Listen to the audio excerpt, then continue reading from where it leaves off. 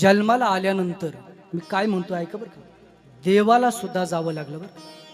गेले दिगंबर ईश्वर विभूती, गेले दिगंबर ईश्वर विभूती, राहिला राहिला जगा माझे.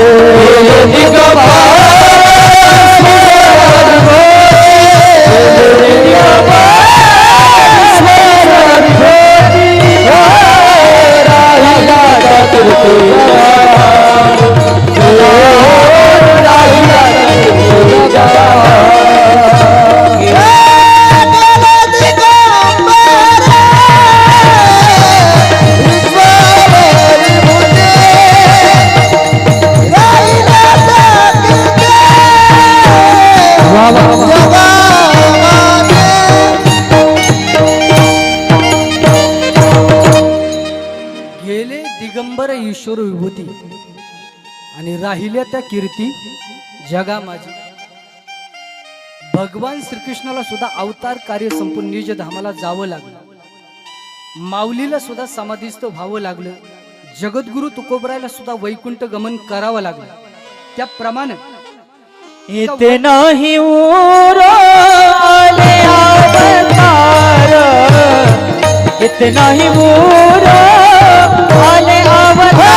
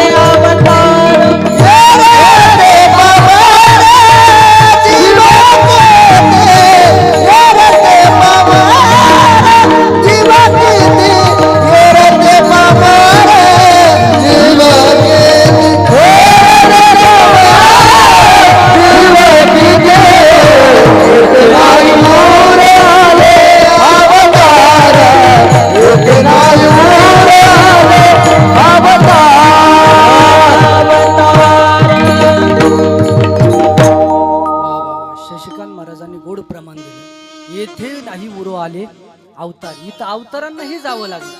आपला काय विषय आहे म्हणून एका वर्षापूर्वी दादांना या परिवारातून जावं लागलं. पण ऐका, दादा गेल्यानंतर जी पोकळी या परिवारात निर्माण झाली ना, ती पोकळी आयुष्यात कोणी भरून काढू शकत नाही. मी नेहमी सांगतो, बाप तो बाप असतो, बापाची जागा आयुष्यात कोणी घेऊ शकत नाही. माझ्या डोळ्यातलं आसव, माझ्या डोळ्यातलं आसव, कुणी मायेने पुसताना उरीहून का दाटतो या. गोष्ट बापाची सांगताना त्याच्या फाटक्या सदऱ्याला किती ठिगळ जोडल्याली, उभा आयुष्याला त्यानं कशी कातर लावलेली. मला कस कस होत या, कुणी बाबा म्हणताना उरीहून का दाटतो या. गोष्ट बापाची सांगताना फूल दुबार नहीं खिलते, जन्म दोबार नहीं मिलता. इस दुनिया में हजारों लोग मिले जाएंगे, लेकिन हजारों गलतियां माफ करने वाले माँ बाप नहीं मिलेंगे. या जगात तुम्हाला हजार माणसं भेटतील दादांना, पण हजार चुका पोटात घालणारा बाप एकदा का जीवनातून निघून गेला ना, परत आयुष्यात कधीच भेटणार नाही बरं का. म्हणून असे ऐका, या विश्वामध्ये माऊलीनंतर समाधी नाही, तुकोबरायनंतर वैकुंठ गमन नाही, शिवरायनंतर छत्रपती नाही, रामानंतर आचरण नाही, रावणानंतर श्रीमंती नाही, गंधर्वनंतर गाणं नाही, साधूनंतर कृपा नाही, आईनंतर प्रेम नाही, आणि माझं महत्वाचं वाक्य ऐका, बापानंतर आधार नाही. या जगातली सगळी माणसं आहे ना, ही नोटाव प्रेम करते. मी काय म्हणतो ऐका, पण जो फक्त तुमच्या पोटावर प्रेम करतो ना, तो बाप असतो दादा. बाप करी जोडी लेकराची गोडी. बाप करी जोडी लेकराची गोडी. बाप करी जोडी लेकराची गोडी. बाप करी जोडी लेकराची गोडी. बाप करी जोडी लेकराची गोडी. बाप करी जोडी लेकराची गोडी. बाप करी जोडी लेकराची गोडी. बाप करी जोडी लेकराची गोडी. आपुले कुरवंडे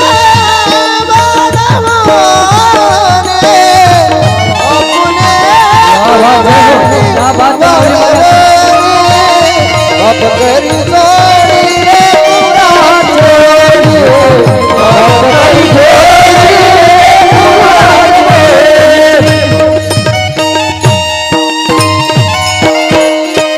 एकदा टाळी वाजव, काय गोड प्रमाण. बाप करी जोडी लेकुराचे ओढी. बाप करी जोडी लेकुराचे ओढी. आपुली कुरवंडी वाळवोनी. आपुली कुरवंडी वाळवोनी. थोडं आपलं बालपण आठवा ऐका. लहानपणी आई आपल्याला कडेवर घेते बरं का. आईला असं वाटतं, साहेब मी जे पाहिले ना ते माझ्या मुलानं पाहावं. पण बाप मात्र आपल्याला खांद्यावर घेत असतो. त्याचं कारण असं आहे, बापाला असं वाटतं मी जे पाहिलं नाही ना ते देखील माझ्या मुलानं पाहावं. आणि या विश्वामध्ये असं विचार करणारे एकमेव पात्र आहे, तो म्हणजे बाप. फार महत्वाचं वाक्य सांगतो ऐका. या विश्वामध्ये, या जगामध्ये स्वतःपेक्षा पुढे गेलेला तुम्हाला कोणताच माणूस पाहू शकत नाही पाहू शकत. पण स्वतःपेक्षाही पुढे गेलेलं पाहून ज्यांना आनंद होतो ना, ते फक्त आपले वडील असतात दादा. म्हणून या जगामध्ये तुम्हाला पदाची छाया मिळेल, संपत्तीची छाया मिळेल, पण एकदा का तुमच्या जीवनातून पितृछत्र गेलं, एकदा का तुमच्या जीवनातून मातृछत्र हरपलं, हे जगभर तुम्हाला कुठं मिळणार नाही. एका वर्षापूर्वी या परिवारातून पितृछत्र हरपल्यामुळं फार मोठं दुःख या महाडिक परिवाराच्या वाट्याला आलं. आणि आज त्यांच्या प्रथम पुण्यस्मरणाच्या निमित्तानं चारही मुलांनी भव्य दिव्य असा एक दिवसीय कीर्तन महोत्सवाचे या ठिकाणी आयोजित केलेलं आहे. आज सेवा करण्यासाठी अतिशय गोड असं वातावरण या ठिकाणी उपलब्ध आहे. महाराष्ट्रातील नामवंत गायक या ठिकाणी गाण्यासाठी आहे. संगीतरत्न, संगीत विशारद आदरणीय सटले गुरुजीचे शिष्य आहेत ते माऊली महाराज भंडारे नांदेड या ठिकाणी गाण्यासाठी उपस्थित झालेले आहे. एकदा त्यांच्यासाठी टाळी वाजवा. हरिभक्तपरायण संगीतरत्न, संगीत विशारद लखन महाराज पवार जालन्यावरून या ठिकाणी गाण्यासाठी उपस्थित आहे. हरिभक्तपरायण गायनाचार्य संगीतरत्न शशिकांत महाराज या ठिकाणी जेवघाले उपस्थित आहे. एकदा त्यांच्यासाठी टाळी वाजवा. सुंदर अशी मृदुंगाची साथ ज्यांची आहे, तर महाराष्ट्रातील एक नामवंत मृदुंग वादक, मृदुंग सम्राट आणि आळंदीतील बोधेबाबाचे आवडते शिष्य बरं का, भरपूर भजन बोधेबाबांची त्यांनी वाजवलेले आहे. असे आदरणीय विशालजी महाराज काळे या ठिकाणी वाजवण्यासाठी उपस्थित आहे. तबल्याची साथ ज्यांची आहे, त्या हरिभक्तपरायण महाराष्ट्रातील एक नामवंत तबला वादक आदरणीय धनंजय धनंजय महाराज या ठिकाणी नगरहून तबल्याची साथ करण्यासाठी उपस्थित आहे. सुंदर अशी या ठिकाणी सिंथ वादक जे आहे, सिंथची साथ आहे, ते महाराष्ट्रातील एक नामवंत गायक पद्मावती यात्रा कंपनीचे मालक आदरणीय माऊली महाराज सोनवणे गोसपुरी, ते सुद्धा या ठिकाणी उपस्थित आहे. आणि आजच्या या कीर्तनरूपी सेवेसाठी हा संपूर्ण कार्यक्रम या ठिकाणी शूटिंग चालू आहे. महिन्यांनी वर्षानंतरही तुम्ही हा कार्यक्रम पुन्हा यूट्यूबला सर्च केला तर पाहू शकता. मायबोली यूट्यूब चॅनल महाराष्ट्रातील एक नामवंत लोकप्रिय यूट्यूब चॅनल आहे. या चॅनलचे मालक आमचे अत्यंत जिवलग मित्र आमिर दादा बागवान या ठिकाणी शूटिंग करण्यासाठी उपस्थित आहे. बरं का, खरं तर ते मुसलमान आहे, पण वारकरी संप्रदायाचा आपला प्रचार प्रसार इतके तळमळीने करत आहे. आणि तुम्ही जर त्यांच्या कधी घरी गेला ना, तर त्यांच्या घरी गोट्यामध्ये गावरान गाय आहे. एकदा टाळी वाजवत त्यांच्यासाठी. वा, असे आमिर दादा या ठिकाणी शूटिंग करण्यासाठी उपस्थित आहे. आजच्या या कीर्तनरूपी सेवेसाठी आदरणीय श्री कातोरी साहेब या ठिकाणी उपस्थित आहे. आमच्या निमोने गावचं भूषण सोसायटीचे चेअरमन आदरणीय अंकुश तात्या जाधव या ठिकाणी उपस्थित आहे. आणि आपण सुद्धा सर्वजण या ठिकाणी मोठ्या संख्येने उपस्थित राहिला. गावकरी, वारकरी, टाळकरी आणि या परिवारावर प्रेम करणारे सर्व आप्तेष्ट, त्यामुळे कार्यक्रमाला लाभलेले अप्रतिम अवर्णनीय सौंदर्य. विठ्ठल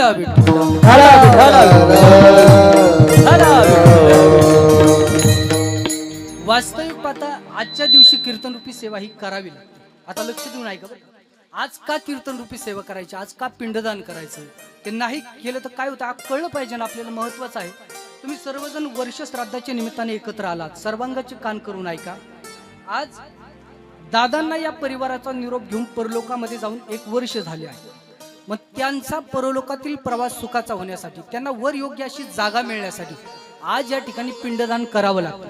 आणि त्या निमित्ताने भगवंताचं चिंतन करावं लागतं. ऐका, आजच्या दिवशी जर आपण पिंडदान केलं नाही, आजच्या दिवशी जर आपण विधी केला नाही, तर गेलेली व्यक्ती ही पिशा जीवनीला जाते. ऐका बरं का. आणि पिशा जीवनीला गेलेली व्यक्ती गावातील एखादा वैरी जरी असला ना, त्याला त्रास देत नाही, त्याच्या पाठीमागं लागत नाही, मग ते घरातल्याच माणसाला त्रास देते, घरातल्याच माणसाच्या मागं लागते. आहा कटा त्यांचे करीती पितर आणि वंश दुराचारी पुत्र झाला. आणि म्हणून आजच्या दिवशी ज्यांनी पिंडदान केलं नाही, त्यांना नाशिक त्र्यंबकेश्वरला जाऊन 3 दिवस मुक्कामी राहून काल सर्प, नागबली हे विधी करावं लागतं. आजच्या दिवशी ज्यांनी पिंडदान केलं नाही, आजच्या दिवशी जर आपण पिंडदान केलं नाही, तर साहेब आपल्याला पितृदोष लागतो. ऐका, आणि पितृदोष जर आपल्या घरामध्ये असेल ना, तर त्या घरामध्ये कधी पैसा टिकत नाही. समजायचं आपल्या घरात पितृदोष आहे, त्या घरातील जो कर्ता माणूस आहे, रात्री 12 वाजले तरी त्याला झोप येत नसेल, तर समजायचं आपल्या घरामध्ये पितृदोष आहे. घरामध्ये सतत जर कलह वाद होत असेल, तर समजायचं आपल्या घरामध्ये पितृदोष आहे. घरामध्ये जर सतत माणसं आजारी पडत असेल, तर समजायचं आपल्या घरामध्ये पितृदोष आहे. ऐका ना, घरामध्ये आपल्या मुलाचं किंवा मुलीचं लग्न जमत नसेल, तर समजायचं पितृदोष आहे. मग हा पितृदोष जाण्यासाठी शास्त्राने इतका सोपा विधी आपल्याला सांगितलाय. ऐका, तो म्हणजे पिंडदान. आजच्या दिवशी आपण पिंडदान केलं की आपल्या पितरांचे ऋण फिटतं. माझे झाले गयावर्जन आणि फिटले पितरांचे ऋण. मग पितृदोषातून मुक्त होण्यासाठी आज या ठिकाणी पिंडदान करावं लागतं. त्यानिमित्ताने भगवंताचं चिंतन करावं लागतं. पहिलं कारण. दुसरं कारण असं आहे, लक्ष देऊन ऐका. दशक्रिया विधी म्हटलं की 10 दिवसाचे 10 विधी केले जातात. ऐका, 10 पिंड तयार करतात, ते दान करतात. तसं वर्ष श्राद्ध म्हटलं ना, की गेलेल्या व्यक्तीच्या प्रित्यर्थ प्रत्येक महिन्याला आपण एक पितृजीव घालतो, त्याला पितृदेवता म्हणतो. आणि एका वर्षानं वर्ष श्राद्धाच्या दिवशी ब्राह्मण काकांना बोलून आपण विधी करतो. ज्यावेळेस आम्ही आलतो त्यावेळेस घरामध्ये विधी चालला होता. मग हा विधी करत असताना यामध्ये जर काही नून राहिलं, कमतरता राहिला, पिंड टाकताना चुकला, श्लोक म्हणताना चुकला, तर्पण करताना चुकला, अगदी बारीक तो सूक्ष्म विधी, नक्कीच काहीतरी आपल्याकडून चूक होते. पण भगवंताच्या नामस्मरणामध्ये एवढी ताकद आहे. तुकोबराय सांगतात, ऐका बरं का. जळती दोषाचे डोंगर शुद्ध होती नारी नर, घाती ऐकती सादर, ती पवित्र हरी कथा. घेता नाम विठोबाचे आणि पर्वत जळती पापाची. पर्वत एवढी जरी पाप असली ना, ती सुद्धा जळून भस्म होतात. एवढी ताकद भगवंताच्या नामस्मरणामध्ये आहे. नामस्मरणामध्ये काय ताकद आहे या कलियुगातील उदाहरण तुम्हाला सांगतो ऐका. वृंदावनला कोण कोण गेलं ते एकदा हातवर करा. वृंदावनला अरे बापरे, फरक 2-3 जण गेले. ऐका ऐका बावली महाराज एकदा ट्रिप काढून न्या यांना वृंदावनला. ऐका ऐका वृंदावनला का जायचं कारण तुम्हाला सांगतो ऐका. वृंदावन साहेब हे तीर्थ नाही. केदारनाथ तीर्थ आहे, बद्रीनाथ तीर्थ आहे, काशी तीर्थ आहे, पण वृंदावन हे साक्षात भगवंताचं धाम आहे, भगवंताचं घर आहे. 1000 वेळा काशीला गेल्यानंतर जे पुण्य प्राप्त होतं ना ते वृंदावन मध्ये फक्त एक पाऊल टाकल्यानंतर माणसाला मिळतं. श्रीपानंद स्वामी सांगतात ऐका, तुम्ही वृंदावनला गेला, त्या वृंदावन मधला देव सोडा, एक झाड तुम्ही डोळ्यानं पाहिलं, तिथली माती फक्त घेतली तुम्ही कपाळाला लावली ना, तो माणूस कधी नरकात जात नाही बरं का. संतांची वचने. हे वृंदावन मध्ये एक वंशीवट नावाचं स्थान आहे ऐका बरं. तिथे एक फार मोठं झाड आहे. आज जरी तुम्ही त्या झाडाला कान लावला ना, त्या झाडातून भगवान श्रीकृष्णाच्या बासरीचा आवाज येतो बरं. आज सुद्धा, कारण त्या झाडावर बसून भगवान श्रीकृष्ण बासरी वाजवायचे बरं. मुरली वाजवितो कान्हा,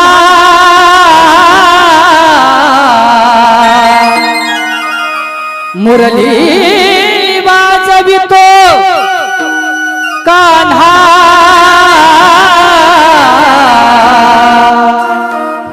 कशी जाऊ मी वृंदावना, कशी जाऊ मी वृंदावना, कशी जाऊ मी वृंदावना, कशी जाऊ मी वृंदावना, कशी जाऊ मी वृंदावना, कशी जाऊ मी वृंदावना.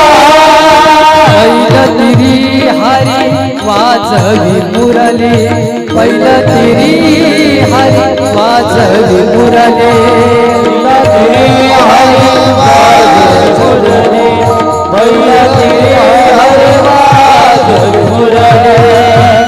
नदी भरली यमुना, नदी भरली यमुना, कशी जाऊ मी वृंदावना, कशी जाऊ मी वृंदावना, जाऊ मी वृंदावना, कशी जाऊ मी वृंदावना.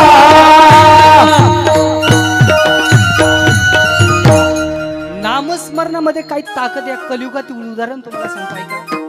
वृंदावन मध्ये एक संत आहेत प्रेमानंदजी महाराज ऐका. तुम्ही त्यांचं नाव ऐकलं असेल, युट्यूबला त्यांचे व्हिडिओ पाहिले असतील. त्यांच्या मुखातून साक्षात भगवान श्रीकृष्ण बोलतात बरं का. ऐका, प्रेमानंद बाबा दिवसभर आपल्या आश्रमामध्ये फक्त राधेचं भजन करतात. किती जरी VIP माणूस आला, दिवसा भेट नाही, बरोबर रात्री 2:15 वाजता ते आपल्या आश्रमातून माऊली महाराज बाहेर निघतात केलीकुंज आश्रमावर जाण्यासाठी 2 किलोमीटरचं अंतर आहे. त्यांची एक झलक पाहण्यासाठी रात्रीचे 2 वाजता हजारो माणसं रस्त्यावर असतात बरं का. मी 5 वेळेस वृंदावनला जाऊन आलो, मी स्वतः बाबांचं दर्शन घेतलेलं आहे. नामस्मरणात काय ताकद आहे यासाठी उदाहरण सांगतोय ऐका. प्रेमानंद बाबाच्या दोन्ही किडन्या खराब झाल्या. डॉक्टरांनी सांगितलं बाबा 6 महिन्याच्या आत तुम्हाला दोन्ही किडन्या बदलाव्या लागतील, नाहीतर 6 महिन्याच्या नंतर तुम्ही या जगात नसणार.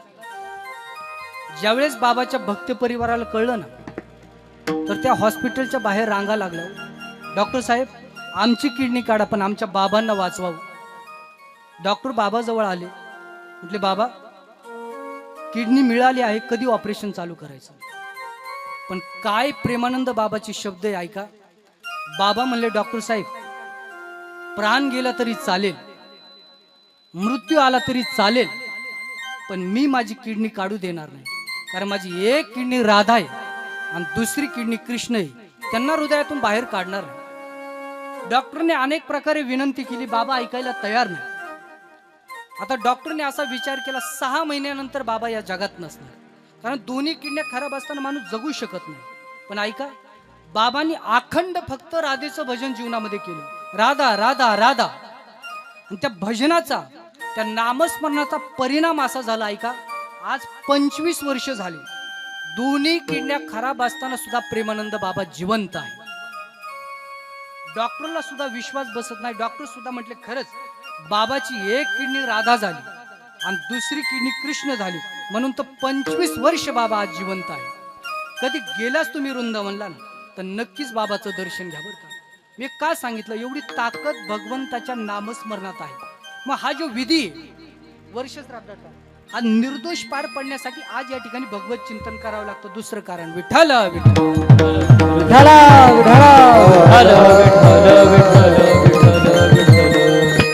आणि तिसरं कारण असं आहे का, वर्ष श्राद्ध म्हटलं ना की त्या निमित्ताने सर्व आप्तेष्ट नातेवाईक सगळे सगळे या ठिकाणी उपस्थित असतात.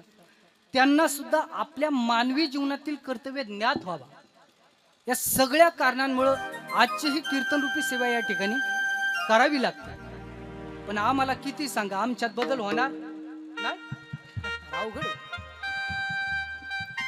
2 दिवसापूर्वी माझा कार्यक्रम होता जुन्नर तालुक्यामध्ये खामगाव मध्ये. ऐका, असेच एक वयस्कर आजोबा समोर बसले होते. म्हटलं बाबा कधीपासून कीर्तन ऐकताय? बाबा म्हणले तुझ्यासारखे येणारे 2 महाराज मेले तेव्हापासून ऐकतोय. म्हणलं तुमच्यात काय बदल? मी नेहमी सांगतो, कीर्तन प्रवचन नुसती ऐकू नका, कधीतरी ते जगण्याचा प्रयत्न करा. आपण किती कीर्तन ऐकली, प्रवचन ऐकली, आपल्यात परिवर्तन होणं शक्य नाही. जोपर्यंत तुम्ही कीर्तनातील विचार तुमच्या आचरणात आणत नाही आणि त्यानुसार आचरण करत नाही ना, तोपर्यंत माणसाच्या जन्माचं हित होणं, सार्थक होणं शक्य नाही. माझे गुरु आदरणीय रामानाचार्य पारसजी महाराज मुत्था एक नेहमी वाक्य सांगतात, प्रवीण, कीर्तन प्रवचन is not entertainment, is inter maintenance. हे मनोरंजन नाही, हे मनोरंजनाचं साधनच नाही, मग हे आत्मउद्धाराचं साधन. इथला एक जरी शब्द तुमच्या कानावर पडला ना तर तुमच्या जन्माचं सार्थक झाल्याशिवाय राहणार नाही. जगातून उठलेली माणसं दादाने इथे येऊन बसली आणि इथं आल्यानंतर त्यांचं जीवनच बदलून गेलं बरं का. या जगामध्ये कोणतीही गोष्ट तुम्ही आती करा, काय होतं? माती. पण नामस्मरण ही अशी गोष्ट आहे, किती आती करा माती नाही होणार. तुमच्या जीवनाचं सोनं झाल्याशिवाय राहणार नाही. नाम घेता वाया गेला, नाहीसा कोणी ऐकला. म्हणून जीवन जगत असताना चिंता करू नका, भगवंताचं चिंतन करा. विठ्ठल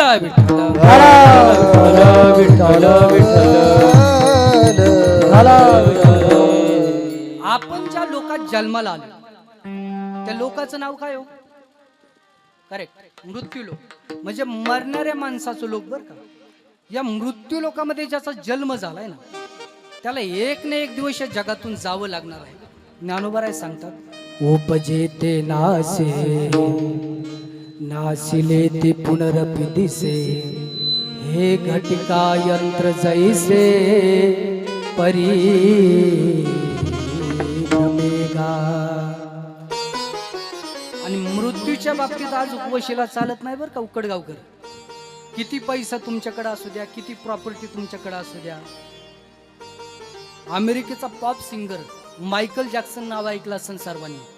ऐका, त्यांचा जन्म अमेरिकेमध्ये अत्यंत गरीब कुटुंबात झाला साहेब. 2 टाइमचं जेवण सुद्धा त्यांना मिळत नव्हतं, इतकी गरिबी होती. पण पुढे गेल्यानंतर त्यांनी डान्सिंग मध्ये, म्युझिक मध्ये एवढं नाव कमवलं, संपूर्ण जगात वर्ल्ड मध्ये त्यांचं नाव झालं. ते दिसायला काळे होते पण पैशाच्या जोरावर त्यांनी संपूर्ण शरीराची सर्जरी केली, ते गोरे झाले. आणखी एक त्यांची इच्छा होती, ऐका, ती म्हणजे 150 वर्ष जगण्याची. आणि त्यांनी तयारी तशी केली बरं का. 12 डॉक्टर डेली चेकिंग साठी होत्या त्यांना. 12 डॉक्टर, डोक्याच्या केसापासून तर पायाच्या नखापर्यंत त्यांना डेली चेक केलं जात होतं. 12 माणसं त्यांच्या शरीराचा व्यायाम करून घेण्यासाठी होते. त्यांचा जो बॉडीगार्ड होता त्याला एका दिवसाचा तो 2 लाख रुपये देत होता. ऐका ना, त्यांना जे अन्न दिलं जात होतं, जेवण दिलं जात होतं, ते सुद्धा लॅब मध्ये चेक करून दिलं जात होतं. ऐका ना, ते जर आजारीच पडले तर त्यांना हॉस्पिटलमध्ये अँटी चेंबर मध्ये ठेवायचे. त्यांनी तो अँटी चेंबरच विकत घेतला, घरी आणला. का? 150 वर्ष त्यांना जगायचं होतं. पण त्यांनी असा विचार केला, चुकून जर माझं लिव्हर खराब झाली, किडनी खराब झाली, शरीरातील एखादा पार्टच जर काम करायचं बंद पडला तर काय करायचं. म्हणून त्यांनी अवयव दान देणारी माणसं सुद्धा अगोदर पाहून ठेवले होते बरं का. अगोदरच त्यांना पैसे देऊन ठेवले होते. आता त्याला असं वाटलं, मी 150 वर्षाच्या आत मरूच शकत नाही. तयारीच मी तशी केली, मृत्यू येऊच शकत नाही. तात्या सगळीकडे वशिला चालतो, पण मृत्यूच्या बाबतीत आज वशिला चालत नाही. ऐका, 25 जून 2009 साली वय वर्ष त्यांचं 50 आणि घरात असताना त्यांना अटॅक आला. त्यांची प्राणज्योत मावळी, त्यांना या जगातून जावं लागलं. महत्वाचं ऐका, त्यावेळेस 12 डॉक्टर कामाला आले नाही, अवयव दान देणारी माणसं कामाला आली नाही, आणि सगळ्यात महत्वाचं ऐका, त्यांनी कमवलेला पैसा सुद्धा कामाला आला नाही. त्यांनी बोलवलं ना दादा, हे सगळं सोडून तुम्हाला जावं लागणार आहे. आकाशाच्या उंचीचे नेते गेले, आका महाराष्ट्र पोरका झालं. गोपीनाथ मुंडे, विलासराव देशमुख, आर पाटील, प्रमोदजी महाजन, बाळासाहेब ठाकरे, अजितदादा पवार. काय कमी होते नेत्यांकडे? पैसा कमी होता का? पण तरी सुद्धा त्यांना या जगातून जावं लागलं दादा. म्हणून प्रत्येकाला एक ना एक दिवस या जगातून जावं लागणार आहे, पण जाण्याआधी असं जीवन तुम्ही जगा. माझे तुकोबराय सांगतात बरं का, तुका म्हणे कामरण्याची सर, तुका म्हणे कामरण्याची सर, तुका म्हणे कामरण्याची सर, तुका म्हणे कामरण्याची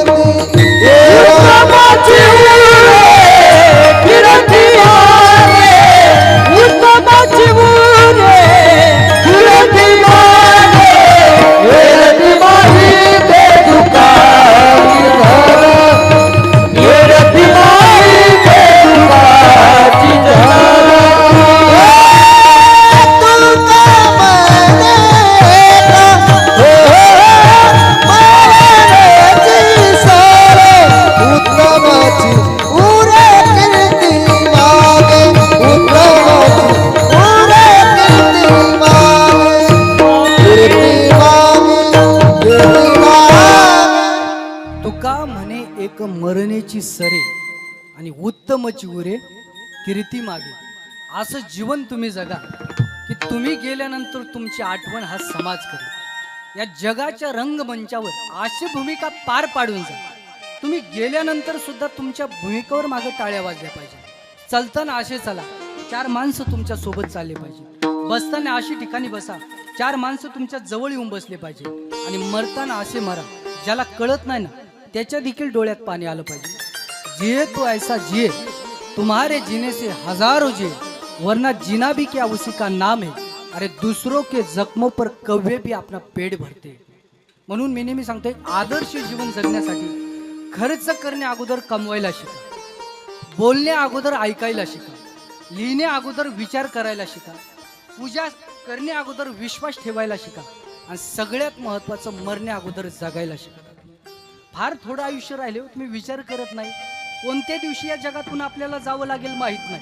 कोणता दिवस आपल्या जीवनातील शेवटचा दिवस आहे हे सुद्धा माहीत नाही. बरं, गेल्यानंतर पुन्हा या जगात आपली भेट होईल हे सुद्धा आपल्याला माहीत नाही. जोपर्यंत आहे ना तोपर्यंत सर्वांशी प्रेमानं बोला, प्रेमानं वागा. ऐका ना, एखादा चुकला असेल ना, थोडा तुम्ही कमीपणा घ्या, त्याच्या घरी जा, त्याची माफी मागा. का?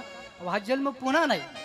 ऐका, जन्म नाही रे अनेक, तुका माझी भाग. ऐका, हा जन्म आपल्यासाठी संधी, आणि या संधीचं सोनं तुम्ही करा. संधीचं सोनं केलं केवटन. फार गोड प्रसंग आहे रामायणातील. एवढा प्रसंग सांगून मी थांबणार आहे. ऐका, केवट हा एक नावाडी. या काठची माणसं भरायचा, पलीकडच्या काठला घेऊन जायचा, पलीकडच्या काठची माणसं भरायचा, या काठला घेऊन यायचा. त्याला एवढंच येत होतं. त्याला गाता येत नव्हतं, वाजवता येत नव्हतं, माझ्यासारखं बोलता येत नव्हतं. त्याचं फक्त एक काम काय, या काठची माणसं भरायचा, पलीकडच्या काठला घेऊन जायचा, पलीकडे न्यायचं. पण एक होतं बरं, इमानदार होता. ₹10 तिकीट तर ₹10 घेत होता. रात्रीच्या वेळेला नड लाडला ना, ₹40 चार्ज लावत नव्हता. हा गुण मात्र त्याचा घेण्यासारखा आहे बरं का. ऐका, त्या केवटाच्या जीवनात अशी संधी आली. हे विश्वच ज्याच्या ताब्यात आहे ना, तो राम त्या केवटाच्या दारात येऊन उभा राहिला आणि केवटाला म्हणतो, हे केवटा, तुझी नाव पाहिजे रे. केवट म्हणला, मला नाही द्यायची ना. देव म्हटलं, केवटा, आम्हाला गंगेच्या पलीकडच्या काठला जायचं आहे. माझ्या बरोबर माझी पत्नी सीता आहे, माझा छोटा भाऊ लखन आहे, दे ना नाव. केवट म्हणला, मला नाही द्यायची ना. आता लक्ष्मण रागीट आहे बरं का. रामायण वाचा तुम्ही. लक्ष्मणला राग आला. लक्ष्मण मला, का रे केवटा, का नाव देत नाही? तुला माहिती का कोण आहे? अरे, ज्यांच्या पायाखाली गंगा वाहते तो राम आहे. यांना प्राप्त करून घेण्यासाठी हिमालयामध्ये ऋषीमुनी एका पायावर तपश्चर्या करतात, पण त्यांच्या स्वप्नात देखील न जाणारा राम स्वतःहून तुझ्या दारात आला, तू नाव देत नाही. केवट मला, कसं आहे, माझी नाव आहे, मी मालक आहे, अहो, मला नाही नाव द्यायची. इथे कित्येक नाव आहे, तुम्ही दुसरीकडे जा ना. आणि माझ्याच गावात येऊन माझ्यावर डेअरिंग करते, हे चांगलं नाही. देव म्हटले, का रे केवटा, का नाव देत? केवट मला, देवा खरं सांगू, तुम्हाला नाव द्यायला हरकत नाही, पण तुमच्या मागच्या महिन्यातलं चरित्र असं आहे, तुमचा पायी एका दगडाला लागला. आणि देवा, मी असं ऐकलं त्या दगडाची बाई झाली. देवा, माझी तर लाकडाची नावे, तुमचा पायी जर माझ्या नावेला लागला आणि माझ्या नावेची जर बाई झाली, एक सांभाळता सांभाळता नाकीनं वाल्या. हिलाच दिवाळीला 10,000चा किराणा लागतोय. देवा, मी दुसरी सांभाळू शकत नाही रे, माझी परिस्थिती नाही. मग देव म्हटले, केवटा, याला उपाय नाही का? केवट म्हणला, आहे ना देव. तुमच्या पायाच्या परशानं दगडाची बाई नाही झाली, मग तुमच्या पायाची माती रजकन त्या दगडावर पडल्यामुळे त्या दगडाची बाई झाली. एक काम करावं लागेल देव, मी घरी जातो, मी तुमचं पायी धुतोय, माझी बायको तुमचं पायी धुईल, आणि एकदा का तुमचं पायी मातीच्या वेगळं झालं, मग मात्र माझ्या नावेत बसायला हरकत नाही. देव म्हटले, वेळ कमी, पटकन जा. केवट पळत पळत घरी गेला. ऐका, त्याने ते काठवड घेतलं. काठवड माहिती का, जुन्या माणसाला कळत. आपल्या पत्नीला घेतलं, त्या ठिकाणी आला. ऐका, फार गोड प्रसंग आहे. सर्वजण आता अयोध्येमध्ये गंगा नदीच्या किनाऱ्यावर चला. ऐका, केवटानं ते पात्र खाली ठेवलं. देवानं उजवा पाय त्या पात्रामध्ये ठेवला. 2 ठिकाणी पातळ फाटलेली केवटाची बायको पाणी टाकायची. वर फार गरिबी होती केवटाची, आणि केवट पाय धुवून काढायचा. आता उजवा पाय धुवून झाला, देवानं पुन्हा डावा पाय मांडला. केवटाची बायको पुन्हा पाणी टाकायची, केवट पाय धुवून काढायचा. दोन्ही पाय धुवून झाले, नावेत बसायचं ना. केवट मला, देवा, उजव्याला लागली ना माती, तो पाय गेला ना खाली.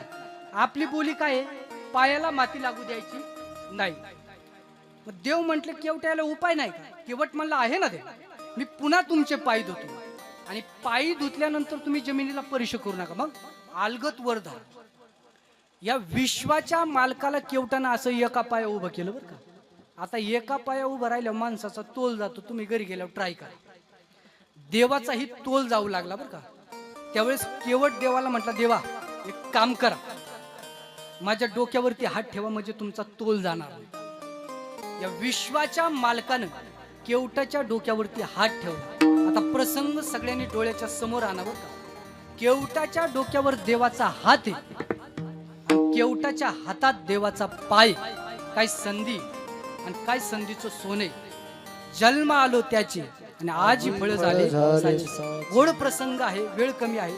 सर्वांना नावेत बसवलं आणि नाव पलीकडच्या काठीच्या जवळ आल्याबरोबर तो केवट मोठमोठ्याने हसू लागला. देव म्हटले, का रे केवटा, का हसतो? आम्ही वनवासी झालो म्हणून हसतो, की आम्ही वल्कल धारण केले म्हणून हसतो? केवट मला, देवा खरं सांगू, तुम्ही वनवासी झाला म्हणून हसत नाही. मग आज मी चतुरा तो शिरोमणी असणाऱ्या देवाला फसवलं. देव म्हटले, मला फसव, ते कसे? केवट मला, देवा खरं सांगू, तुमच्या पायाच्या परशानं माझ्या नावेची बाई वगैरे काहीच होणार नव्हतं देवा. त्या आईलेला गौतम ऋषीचा शाप होता, तिने अस्तुभान नावाचं पाप केलं, त्यामुळे ती शिळा होऊन पडली. पुन्हा उश शाप दिला, 13 युगामध्ये प्रभू रामचंद्राचा जन्म होईल आणि त्यांच्या पायाचा स्पर्श झाल्याबरोबर तू बाई होशील. तसं देवा, माझ्या नावेची बाई वगैरे काहीच होणार नव्हते.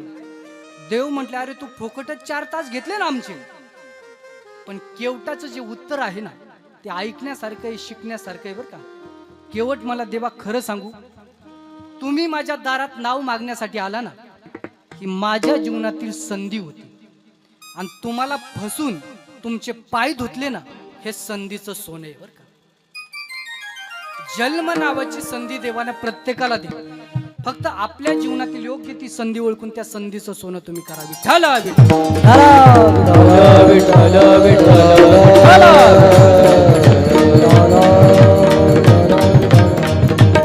तो म्हणता कळलं महाराज, जन्म मिळाला म्हणजे संधीचं सोनं केलं पाहिजे, जन्म मिळालं म्हणजे हित साधलं पाहिजे. एका साधकाने तुकोबरायला विचारलं, का हो तुकोबराय, आम्ही जर जीवनामध्ये हित साधलं तर आम्हाला काय मिळेल? तुकोबराय म्हटले, तुम्हाला काय मिळणार नाही, पण तुमच्या माय बापांना नक्कीच धन्यता मिळेल. अभंगाच्या प्रथमच्या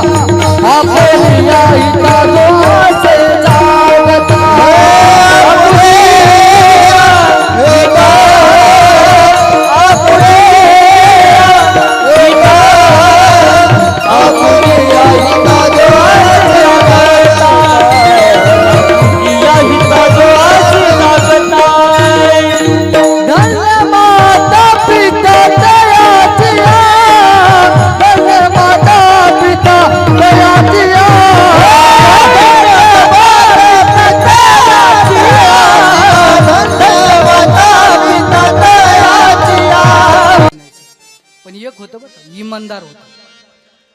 10 रुपये तिकीट तर 10 रुपयेच घेत होता. रात्रीच्या वेळेला कन्नाड लाडला ना, 40 रुपये चार्ज लावत नव्हता. हा गुण मात्र त्याचा घेण्यासारखा आहे बरं का. ऐका, त्या केवटाच्या जीवनात अशी संधी आली.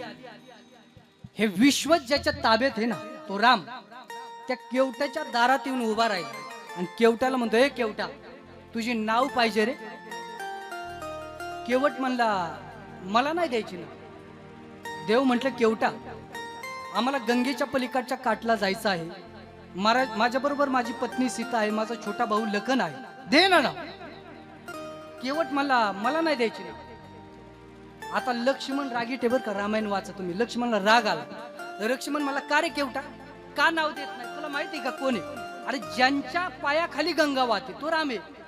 यांना प्राप्त करून घेण्यासाठी हिमालयामध्ये ऋषीमुनी एका पायावर तपश्चर्या करतात, पण त्यांच्या स्वप्नात देखील न जाणारा राम स्वतःहून तुझ्या दारात आला, तू नाव देत नाही. केवट मला, कसं आहे, माझी नाव आहे, मी मालक आहे, मला नाही नाव द्यायची. इथं कित्येक नाव आहे, तुम्ही दुसरीकडे जा ना, आणि माझ्याच गावात येऊन माझ्यावर डेअरिंग करते, हे चांगलं नाही. देव म्हटले, का रे केवटा, का नाव देत? केवट मला, देवा खरं सांगू, तुम्हाला नाव द्यायला हरकत नाही, पण तुमच्या मागच्या महिन्यातलं चरित्र असं आहे, तुमचा पायी एका दगडाला लागला, आणि देवा मी असं ऐकलं त्या दगडाची बाई झाली. देवा, माझी तर लाकडाची नावे, तुमचा पायी जर माझ्या नावेला लागला आणि माझ्या नावेची जर बाई झाली, एक सांभाळता सांभाळता नाकीनं वाल्या. हिलाच दिवाळीला 10,000चा किराणा लागतोय. देवा, मी दुसरी सांभाळू शकत नाही रे, माझी परिस्थिती नाही. मग देव म्हटले, केवटा याला उपाय नाही का? केवट म्हणला, आहे ना देव. तुमच्या पायाच्या परशानं दगडाची बाई नाही झाली, मग तुमच्या पायाची माती रजकन त्या दगडावर पडल्यामुळे त्या दगडाची बाई झाली. एक काम करावं लागेल देव, मी घरी जातो, मी तुमचं पायी धुतोय, माझी बायको तुमचं पायी धुई, आणि एकदा का तुमचं पायी मातीच्या वेगळं झालं मग मात्र माझ्या नावेत बसायला हरकत नाही. देव म्हटले, वेळ कमी, पटकन जा. केवट पळत पळत घरी गेला. ऐका, त्याने ते काठवड घेतलं. काठवड माहिती का, जुन्या माणसाला कळत. आपल्या पत्नीला घेतलं, त्या ठिकाणी आला. ऐका, फार गोड प्रसंग आहे. सर्वजण आता अयोध्येमध्ये गंगा नदीच्या किनाऱ्यावर चला ऐका. केवटानं ते पात्र खाली ठेवलं. देवानं उजवा पाय त्या पात्रामध्ये ठेवला. 2 ठिकाणी पातळ फाटलेली केवटाची बायको पाणी टाकायची. वर फार गरिबी होती केवटाची आणि केवट पाय धुवून काढायचा. आता उजवा पाय धुवून झाला. देवानं पुन्हा डावा पाय मांडला. केवटाची बायको पुन्हा पाणी टाकायची. केवट पाय धुवून काढायचा. दोन्ही पाय धुवून झाले. नावेत बसायचं ना. केवट मला देवा उजव्याला लागली ना माती, तो पाय गेला ना खाली. आपली बोली काय आहे, पायाला माती लागू द्यायची नाही. मग देव म्हटले केवट्याला उपाय नाही का? केवट म्हणला आहे ना देव, मी पुन्हा तुमचे पाय धुतो आणि पाय धुतल्यानंतर तुम्ही जमिनीला परिश करू नका. मग अलगत वर धरा. या विश्वाच्या मालकाला केवटानं असं एका पाया उभं केलं बरं का. आता एका पाया उभं राहिल्या माणसाचा तोल जातो. तुम्ही घरी गेल्यावर ट्राय करा. देवाचाही तोल जाऊ लागला बरं का. त्यावेळेस केवट देवाला म्हटला, देवा एक काम करा, माझ्या डोक्यावरती हात ठेवा म्हणजे तुमचा तोल जाणार. या विश्वाच्या मालकानं केवटाच्या डोक्यावरती हात ठेवला. आता प्रसंग सगळ्यांनी डोळ्याच्या समोर आणा बरं का. केवटाच्या डोक्यावर देवाचा हात आहे आणि केवटाच्या हातात देवाचा पाय. काय संधी आणि काय संधीचं सोने. जन्म आलो त्याचे आणि आज ही फळ झाले साचे. गोड प्रसंग आहे, वेळ कमी आहे. सर्वांना नावेत बसवलं आणि नाव पलीकडच्या काठीच्या जवळ आल्याबरोबर तो केवट मोठमोठ्याने हसू लागला. देव म्हटले, का रे केवटा का हसतो? आम्ही वनवासी झालो म्हणून हसतो की आम्ही वल्कल धारण केले म्हणून हसतो? केवट मला देवा खरं सांगू, तुम्ही वनवासी झाला म्हणून हसत नाही. मग आज मी चतुरा तो शिरोमणी असणारा देवाला फसवलं. देव म्हटले मला फसव ते कसे? केवट मला देवा खरं सांगू, तुमच्या पायाच्या परिशानं माझ्या नावेची बाई वगैरे काहीच होणार नव्हतं देवा. त्या आईलेला गौतम ऋषीचा शाप होता. तिने अस्तुभान नावाचं पाप केलं, त्यामुळे ती शिळा होऊन पडली. पुन्हा उश शाप दिला. 13 युगामध्ये प्रभू रामचंद्राचा जन्म होईल आणि त्यांच्या पायाचा परिश झाल्याबरोबर तू बाई होशील. तसं देवा माझ्या नावेची बाई वगैरे काहीच होणार नव्हते. देव म्हटले, अरे तू फुकटच 4 तास घेतले ना आमचे. पण केवटाचं जे उत्तर आहे ना ते ऐकण्यासारखं आहे, शिकण्यासारखं आहे बरं का. केवट मला देवा खरं सांगू, तुम्ही माझ्या दारात नाव मागण्यासाठी आला ना, ही माझ्या जीवनातील संधी होती आणि तुम्हाला फसून तुमचे पाय धुतले ना, हे संधीचं सोनं आहे बरं का. जन्म नावाची संधी देवाने प्रत्येकाला दिली. फक्त आपल्या जीवनातील योग्य ती संधी ओळखून त्या संधीचं सोनं तुम्ही करावी.